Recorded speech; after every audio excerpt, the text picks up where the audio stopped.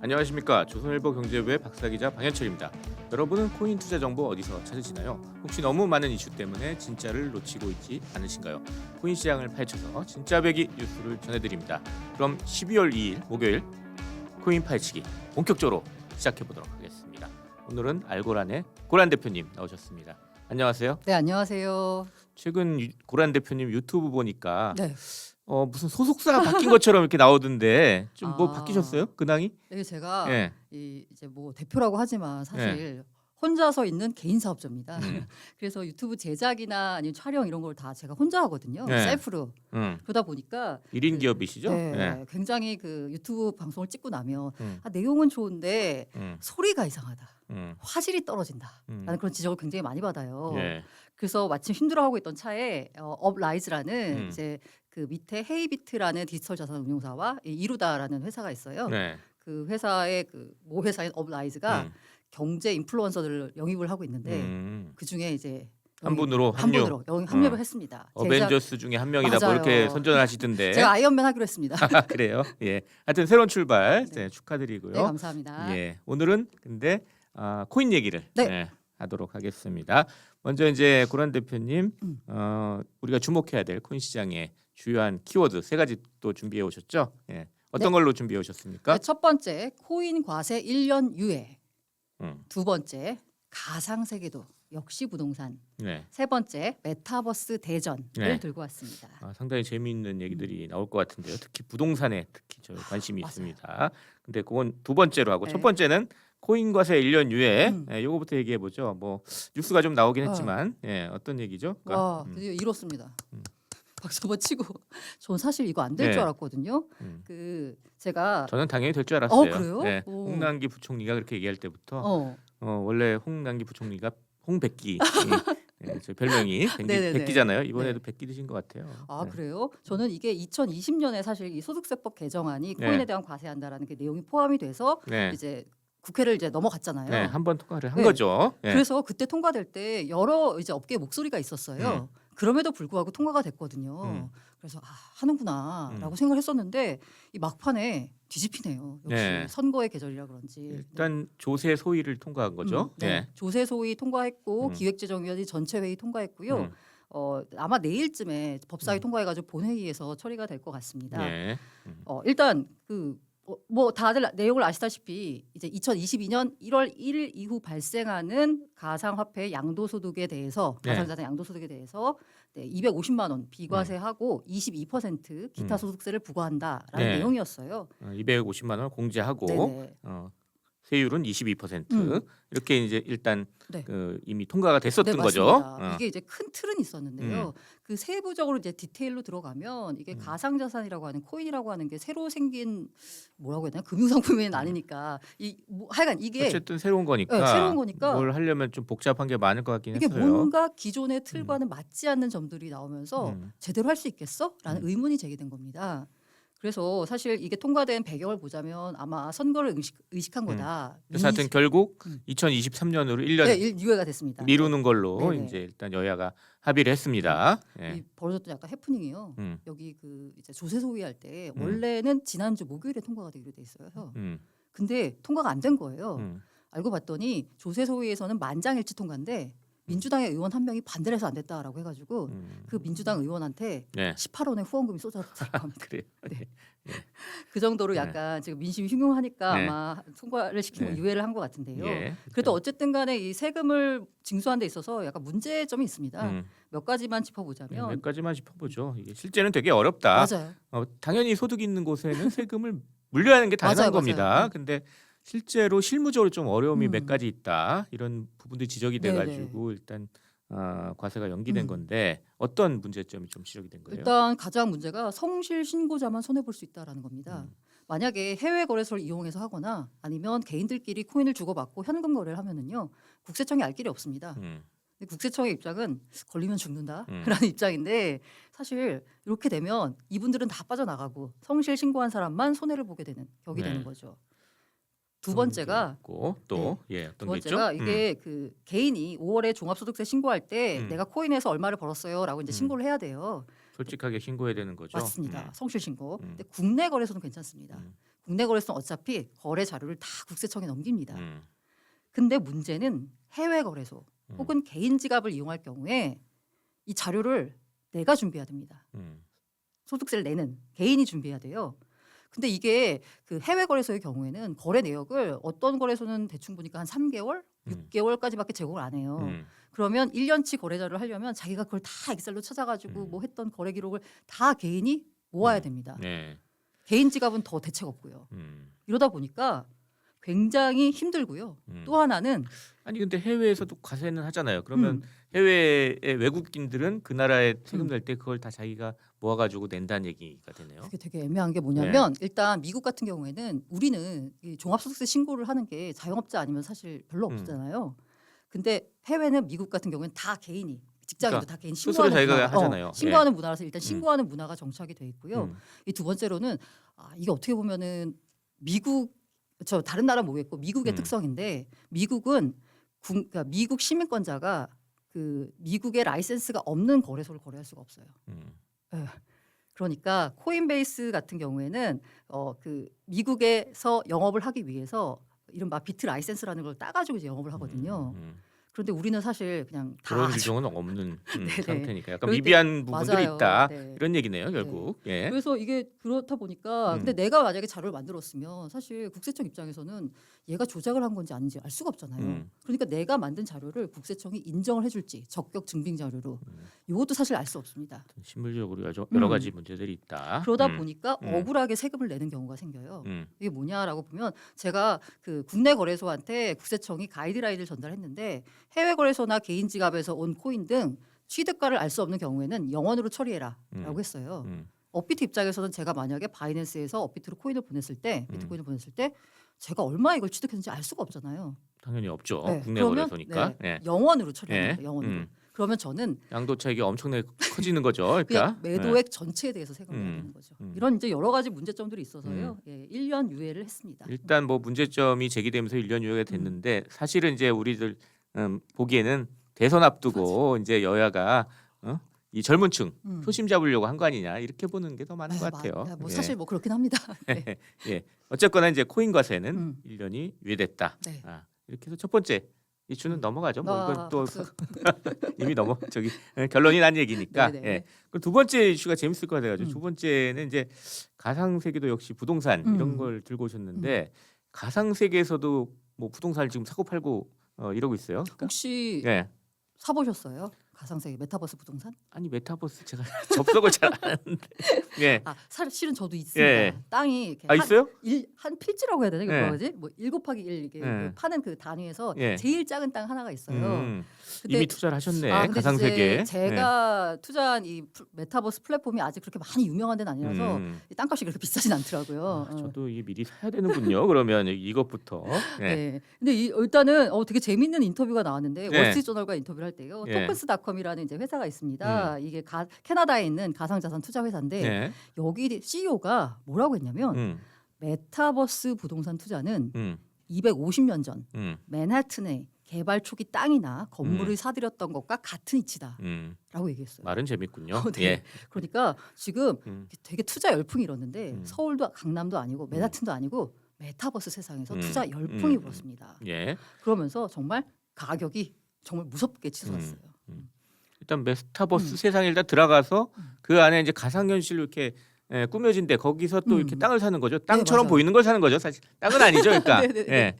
가상의 땅. 가상의 예. 땅. 이게 그 메타버스 같은 경우에도 아마 그 많은 분들이 아시는 플랫폼은 아마 로블록스, 네. 뭐 제페토 같은 게 있을 거예요. 네. 근데 그거 말고 이제 블록체인 씬에서 나오는 이제 그 메타버스 플랫폼 중에 디센트럴랜드라는 게 있어요. 디센트럴랜드라는 네네. 데가 있다는 거고. 여기 디센트럴랜드가 이제 플랫폼이고요. 음. 요 안에서 거래를 하려면 여기에 이제 코인인 토큰인 마나를 이제 가지고 이제 거래를 해야 됩니다. 그 안에서 거래를 네, 하려면 맞아요. 토큰이 네. 있어야 된다. 코인이 있어야 된다. 그게 이제 마나고요. 예. 자 보자면 아까 제가 말씀드린 그 토큰스닷컴이라는 회사 예. 있잖아요. 예. 그 회사가 61만 8천 만화 음. 이 당시 매수 기준으로 했을 때 약 28억 원을 28억 원을 주고서 주고 디센트럴랜드가 약간 이렇게 지구가 있거든요. 예. 그 중에 패션 지구가 있어요. 예. 거기 있는 디지털 상가를 샀습니다. 음.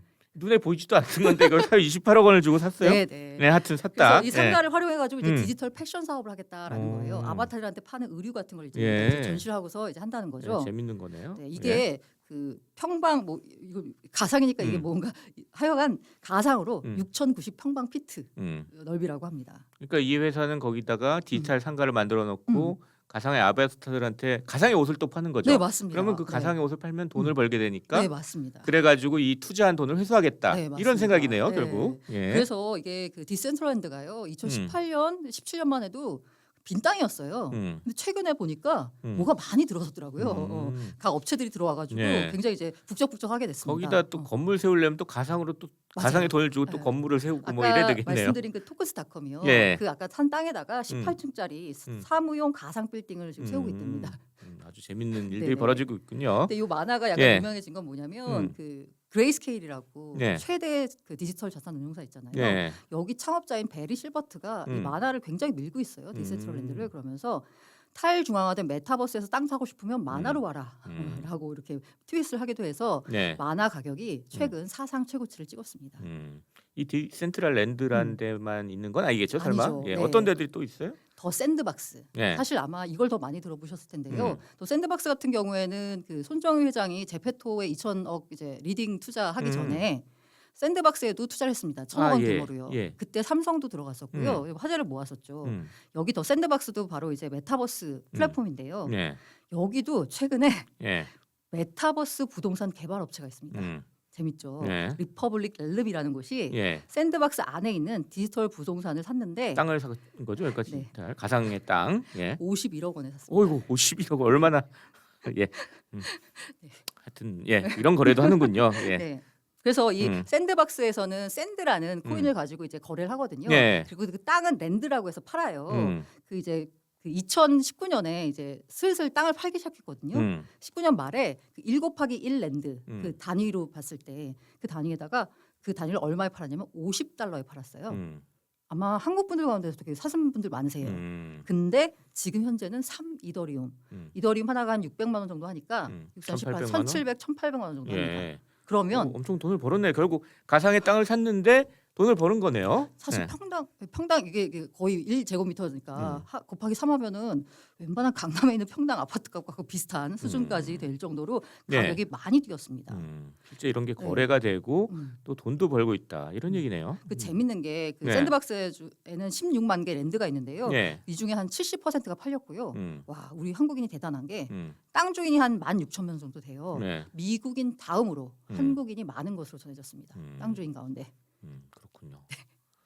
아, 모르는 사이에 어느새 이렇게 디지털 땅을 사신 분들이 맞아요. 많네요. 디지털 빌딩도 사고. 예. 그다음에 그게 이제 디센트럴랜드 더 샌드박스 여기가 얘기하셨는데 주요 한 이제 메이저고요. 예. 그거 말고 이제 엑시 인피니티라고 해서 P2E 게임으로 원조로 해서 네, 저희 소개 맞아요. 많이 했죠. 네, 인기를 끌었던 예. 여기도 이제 부동산을 팔거든요. 근데 여기는 게임 속에 세계관에서 220개밖에 부동산이 존재하지 않아요. 게임 속 세계관에 희소성이 따르면 있겠네요. 그러면. 맞아요. 그러니까 30억 원에 최근에 거래가 됐습니다. 땅 하나가. 네.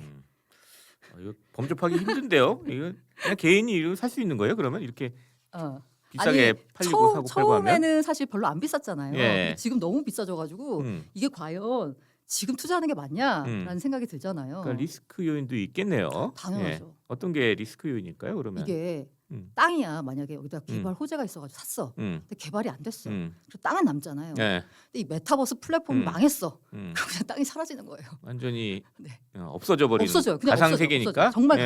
가상. 음. 그리고 이게 아까 제가 말씀드린 대로 거래 단위가 뭐 샌드니 마나니 이런 뭐 코인 단위로 코인으로 거래되잖아요. 하고 있잖아요. 그럼 예. 땅값은 그대로인데 이 코인 자체의 가격이 떨어지면서 땅값이 떨어질 수도 있는 거죠. 재밌긴 한데 약간 위험합니다. 주의해야 될 그런 투자이긴 하네요. 그래도 재밌는 게 이 예. 부동산도 현실하고 비슷한 게요.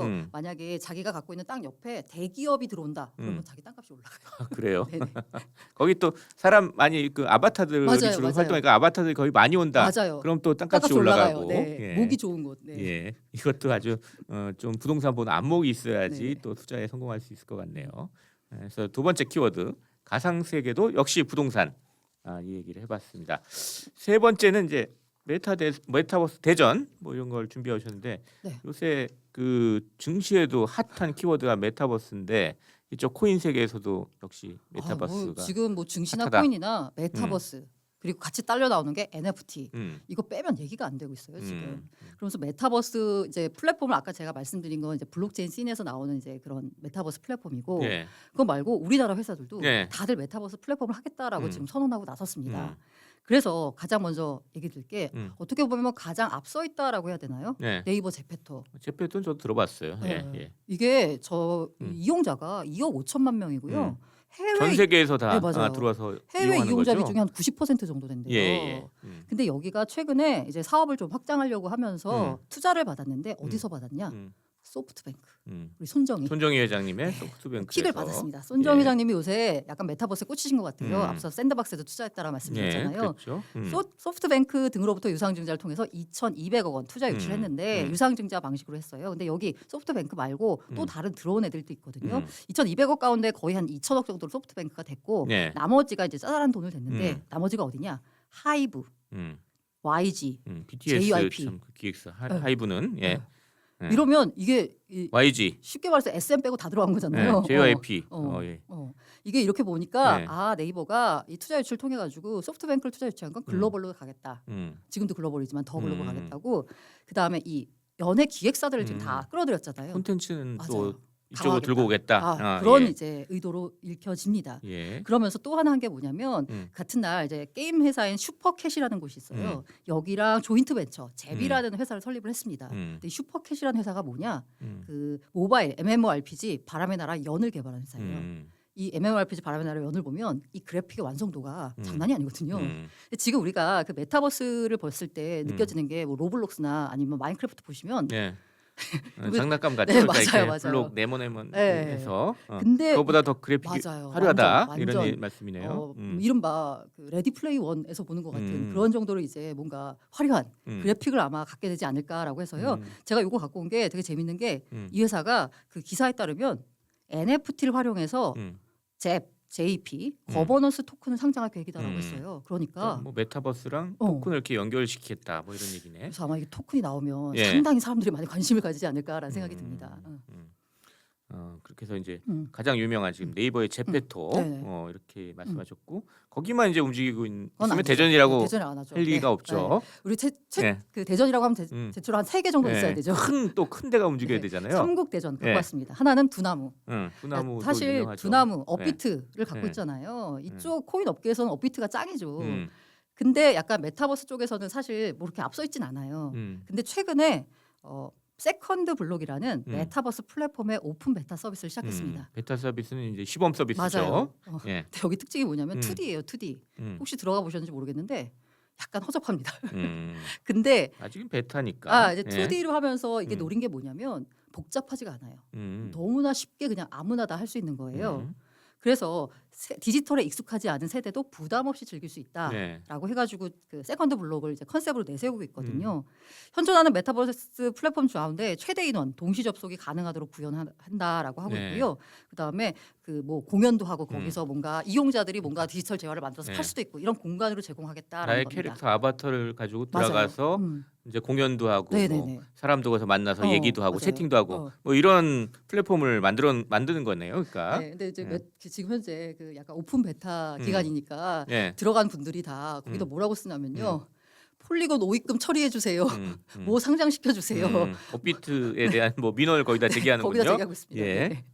그래서 정식 오픈 내년 상반기라고 하니까요. 한번 네. 기대해 보시면 좋을 것 같습니다. 그러니까 어쨌거나 이 업비트라는 우리나라 최대 그 코인 거래소를 갖고 있는 이제 그 운영하고 있는 두나무가 또 메타버스 쪽으로 네네. 가니까 이것도 메타버스랑 코인을 뭐 연결시키려고 하는 것 같다. 맞습니다. 뭐 이런 얘기네요. 네네네. 음. 마지막으로 삼국대전 또 한- SK입니다. SK. SK가 여기 또 들어왔어요. 네네. 예. 그 SK텔레콤이 그 이제 텔레콤 통신회사와 ICT 반도체 투자 전문 회사로 분할을 했잖아요. 그래서 29일 날 11월 29일 날 SK 스퀘어라는 회사가 상장을 했어요. 상장을 하고서 첫 번째 투자처가 공개가 됐는데 네. 거기가 바로 코빗. 코빗. 네. 넥슨이 맞아요. 제가 갖고 있는 네, 코빗. 네, 네. 예. 그래서 코빗에다가 900억을 투자해가지고 2대 주주로 올라섰습니다. 그럼 SK 스퀘어는 도대체 여기다 왜 투자를 했냐라고 보면요. 코빗이 일단 거래소잖아요. 음. 그러니까 블록체인 기술을 갖고 있어요. 음. NFT 마켓도 있습니다. 그리고 이미 코빗 타운이라는 메타버스도 운영하고 있고요. 여기랑 합쳐가지고 시너지를 내려고 하고 있고요. 실제로 SK 그 텔레콤이 밑에다가 메타버스 플랫폼 이프렌드를 갖고 있어요.